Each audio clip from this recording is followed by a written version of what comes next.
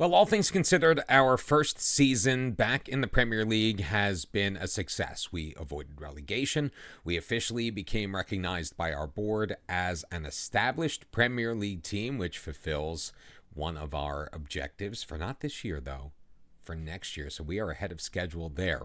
We are currently finding ourselves in mid-table. 2 matches left to go. We're home against Liverpool. We're on the road at Turf Moor against Burnley, and we may potentially, if a lot of things go our way, have an outside shot at Europe.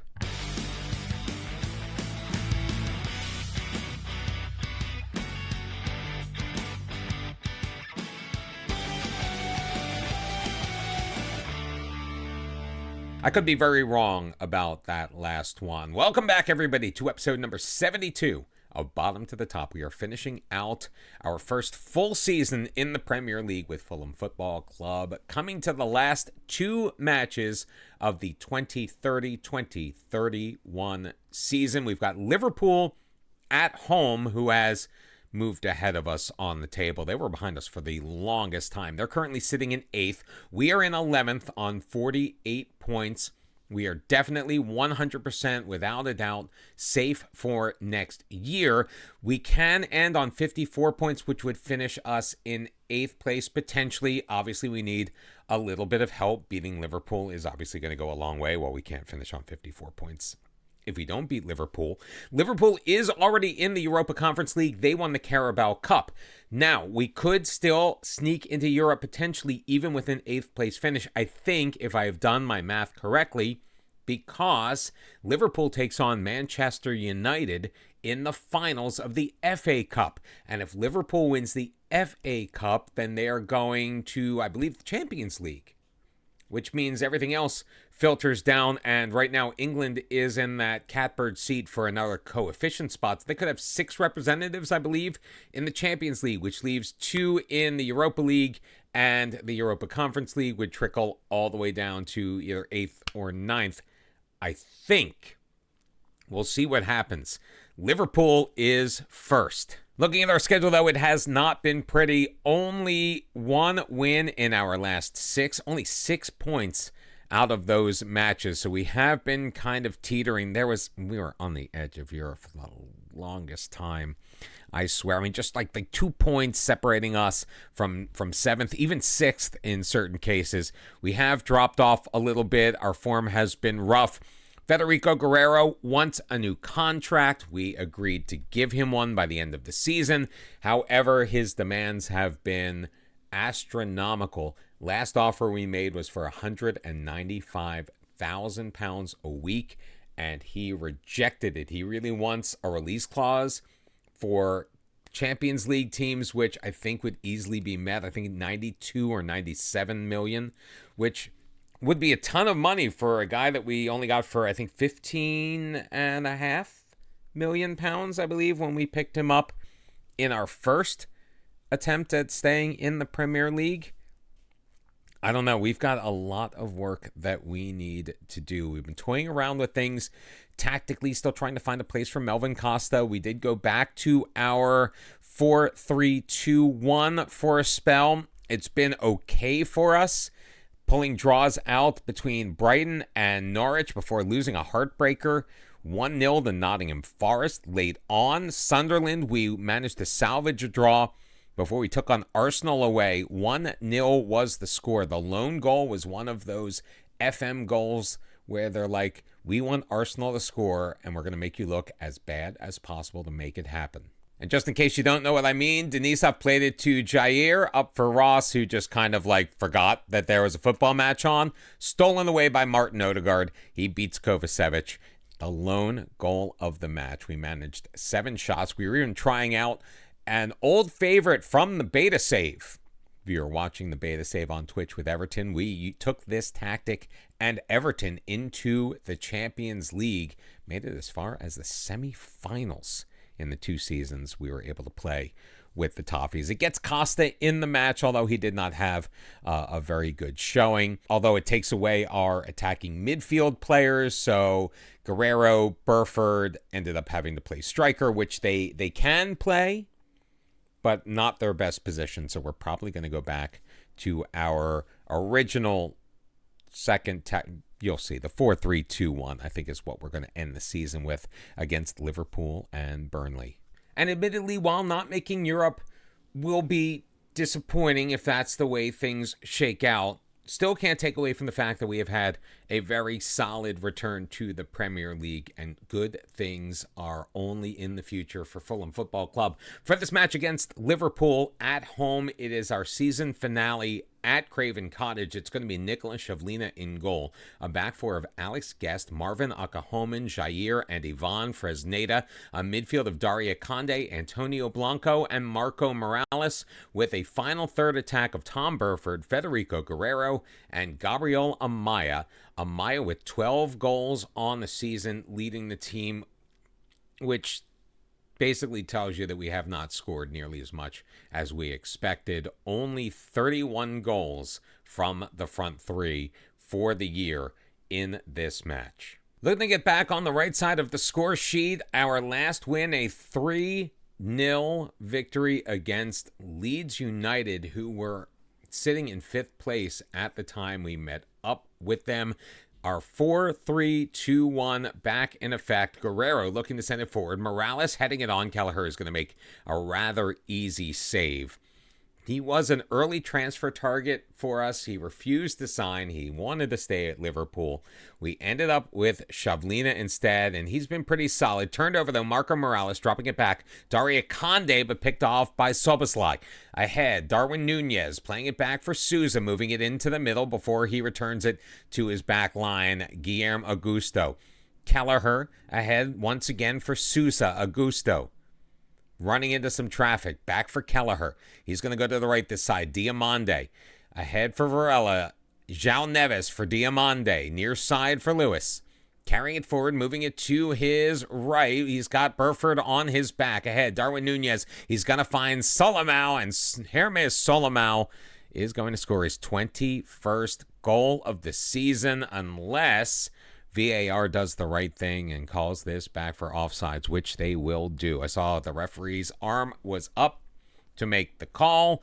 Good feed by Rico Lewis for Darwin Nunez, but ultimately Solimao was offside. 0-0 remains your score. First shot on goal for Liverpool. Soboslai, though, with a free kick in a dangerous position, cannot tuck it into the near post. That's going to ricochet off the frame of the goal. Out behind for a Fulham goal kick. 29,275 in attendance at Craven Cottage. If that's not a sellout, it's pretty darn close.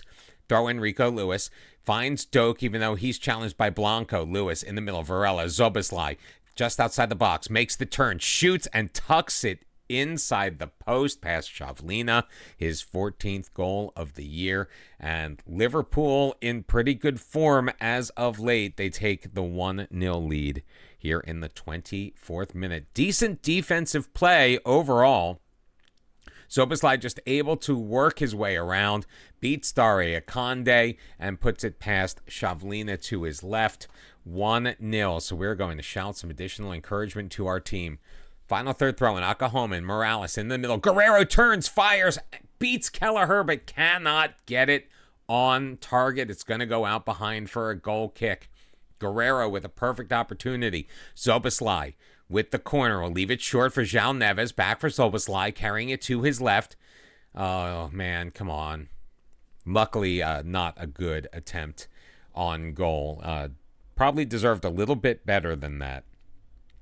But ultimately, kind of glad he didn't get it. Currently in 12th place. Leeds have popped ahead of us. We are even on goal difference. We're even on points.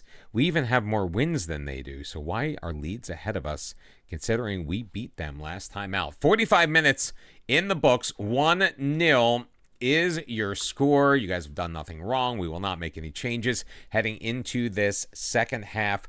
As of yet, we are going to keep, of course, an eye on the fitness of our players. Throw in Burford along the far sideline. We'll drop it back for Akahomen, working around to his right, or at least he thinks about it before dropping to Shavlina. Jair with it. Doesn't have a ton of options, so he'll lay it back for Akahomen. Waiting for things to develop ahead of him. Move the ball forward. You had some space. Jair, why are you just standing around with it? Akonde feeding it wide. He's got Fresneda. Across. Oh, Raya. Oh. Amaya with the header on, just too strong. Could not make anything happen.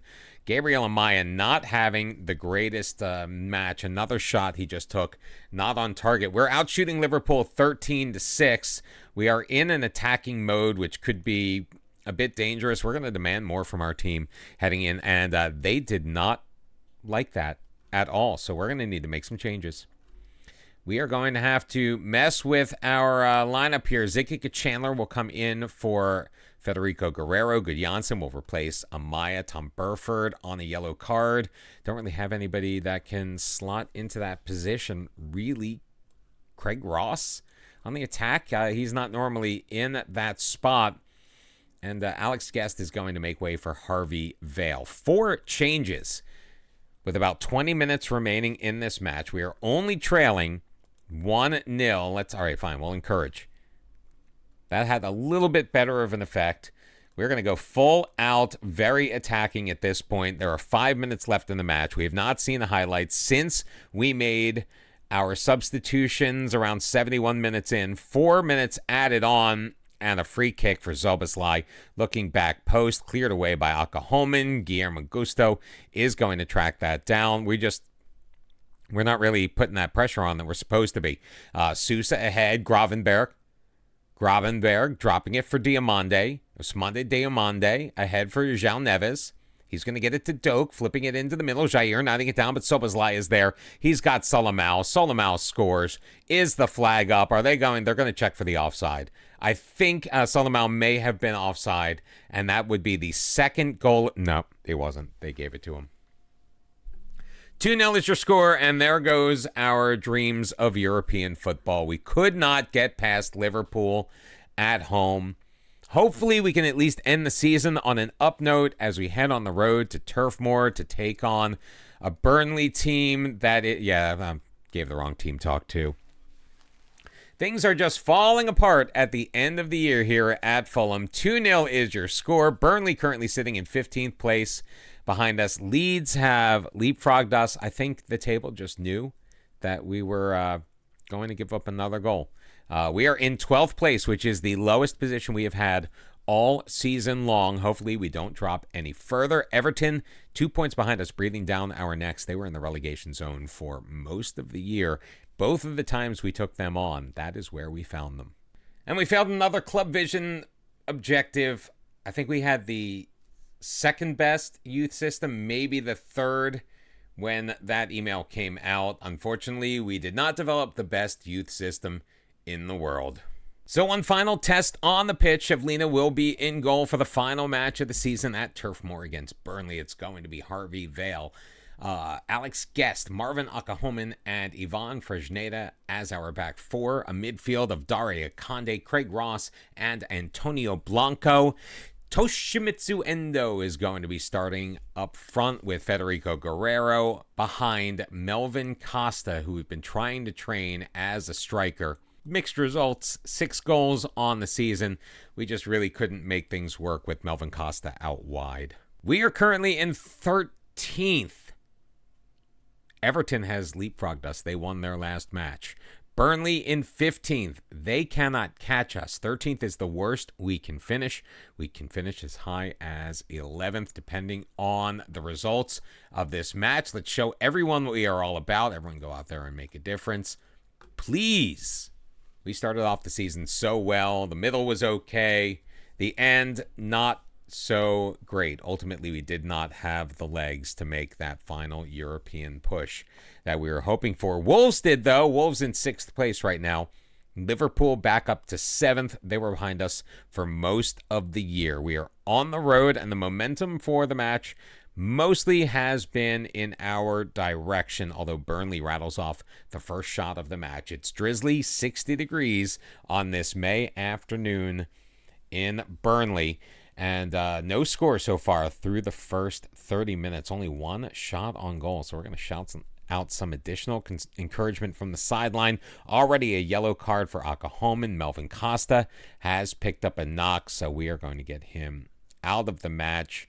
We'll stick Tom Burford up there because he did not make the starting 11. He's probably going to slide back in place of Endo, who really is not doing very much so far in this match. Nobody really is. Halftime 4-2, your shots on goal in favor of Burnley. We have enjoyed 57% of the possession, but sadly, we are not winning the battle. So we are going to actually make that change. Endo is going to slide out. Burford's going to go back, and we're going to bring in Gabriel Amaya. We did leave Andre Lucas Gudjansson on the bench, or off of the bench, so he is out of the squad. So Amaya is really our only natural striker that we currently have on the pitch. So hopefully he can get a few things done for us. Although in the first 10 minutes of this second half, not a single shot on goal. Our XG, 2 shots, 0.05. Pretty pathetic, although we did just get one on target there. 65 minutes have been played. And Marco Morales is going to come on in place of Antonio Blanco. Blanco not really getting the job done for us, frankly, at all. Fresneda also a bit knackered. Daniil Denisov will make his way on the pitch. We've already made 4 of our 5 changes. Guest back to get it. We'll send it way long. Denisov, though, will knot it down. Guerrero can't gather it. Gergic in, and that one is shuffled aside by Shavlina. It would be a corner kick for Burnley, and they are on the attack. Van der Bremt delivering the outswinger, looking near post. Craig Ross heads it away. Van der Bremt with it again. Rodrigo a shot, and that's going to sail high and wide. Some late action from Burnley. Now a free kick just inside the Burnley end. Akahoman will leave it for Akande. Morales for Ross. Burford making a turn, getting past his defender. He is in. He shoots. He scores his 12th of the year, beating Everson to take a 1-0 lead. And right now, with 18 minutes left, it looks like Fulham is primed for ending the season on a high note. Good short passing around. Craig Ross finding Burford, making the turn. Able to beat his man. That was Van der Bremt, and he puts it past Everson for the first goal of the match on only our 4th shot on goal. Guerrero's a little bit knackered, so we're going to get him off. Zidkika Chandler will make his final appearance of the year. Chandler's been okay. He just strikes me as not a very strong player. Ross turning it over. Rodrigo throwing it in the middle. Palmer is going to get there. Gergic will lose it on the heavy touch to Denisov. Back for Shavlina, who is going to send it long up the right side, looking for Gabriel Amaya. Palmer will play it to his left. Calafiore up for Gergic, looking to move past Denisov. Denisov staying with him pretty well. Into the middle, Gergic. Rodrigo with the header on and over. Nico Gergic with a pretty good centering attempt, but unfortunately for Burnley, they are unable to take advantage.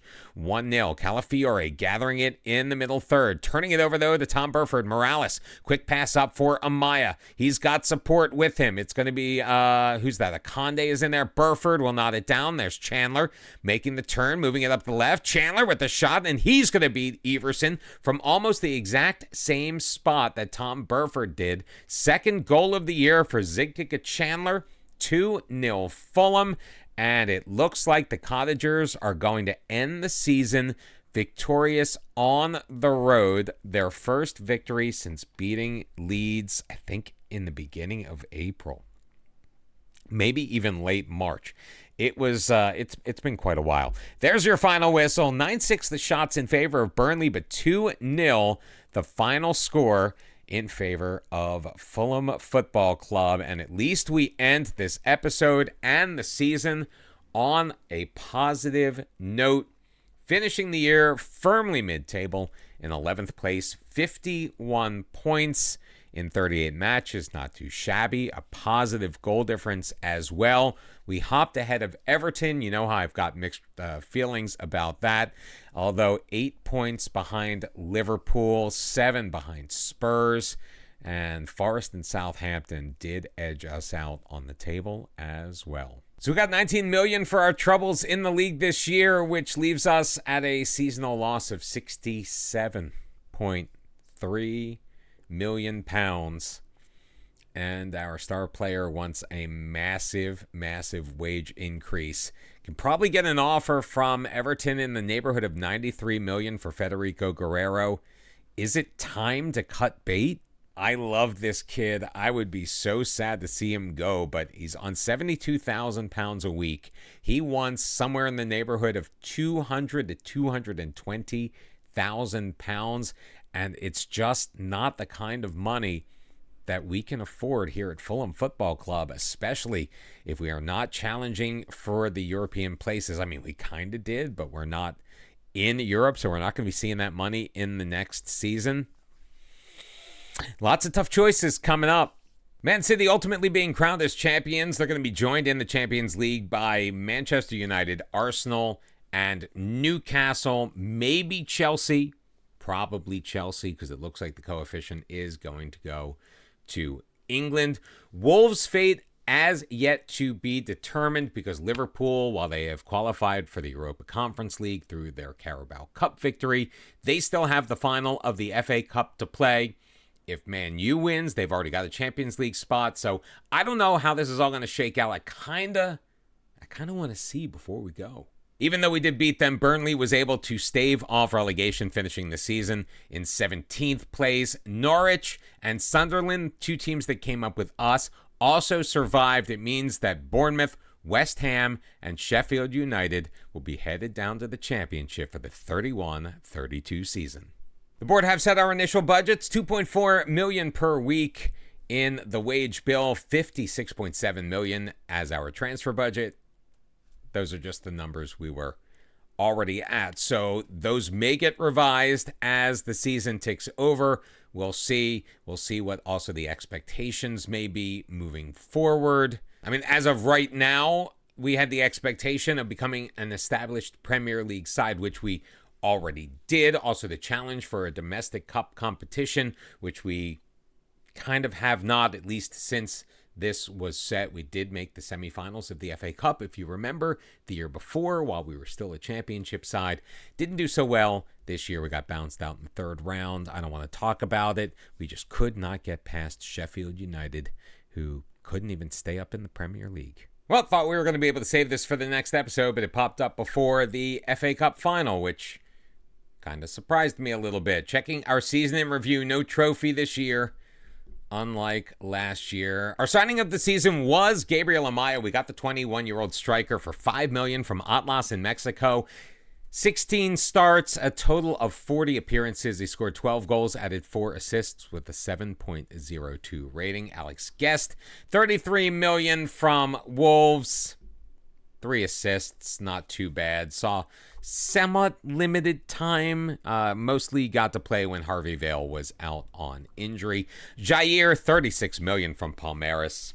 3 goals on set pieces. 13 starts, 1 assist as well. So not bad, although defensively wasn't exactly what we were hoping for. He let in an own goal in his debut. 37 starts for Marvin Akahom and $10.75 million from Basel. I think this was a better signing as far as the economics were concerned. 3 goals, 3 assists. Craig Ross, $26.5 million from Everton. We had him on loan the year before, made 33 total appearances. Scored 2, added 1 assist. Ivan Fresneda, $15 million from Bayern Munich for the 26-year-old fullback. Not bad. 8 starts, 9 appearances overall. Melvin Costa, $18.75 million from Ipswich, who was newly relegated. 35 appearances, I believe all of them starts. 6 goals, 5 assists. Average rating, not fantastic. Gets an A+ from the board, mainly because we got him for like super cheap, really, based on his value. Also, Tashimitsu Endo, I think better for his country than he was for us. $26 million to Valencia, made 26 appearances, scored 4 goals, added 2 assists. On the way out, we sold Filippo Ranocchia for $16 million to Al Khalij. Had a pretty good year. Finally offloaded Jadon Sancho for $67 million to Napoli. Harrington, who cares? Marko Tomasevich, time will tell on this one. We got $14 million for the young 22-year-old winger from Brentford. We kind of sold him because we were like, oh, we don't use wingers. And then we signed Melvin Costa, and all of a sudden we were using wingers. Binned off Joe Chulis. just glad to get a transfer fee from him. He was going to be leaving on a free anyway. Enes Sali, we hardly knew ye. Send him off to RSC Anderlecht after we brought him in last year on a free, I believe. So $14 million, not a bad return on investment. We finished in 11th, an average attendance of just over 28,000. The top goal scorer was Gabriel Amaya in the league.